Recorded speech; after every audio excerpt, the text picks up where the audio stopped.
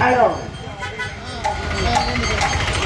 அந்த லட்சுமி மங்கையாகப்பட்டவள் அவளுக்கு 6 லட்சம் பொண்ணுடனே கொண்டு அள்ளி அள்ளி இறக்கிறார். ஒன்னா ரெண்டா எப்படி இருக்கிறார் எப்படி எப்படி இருக்கிறார் சட்டை கட்டுதற்கு பொருளை தான்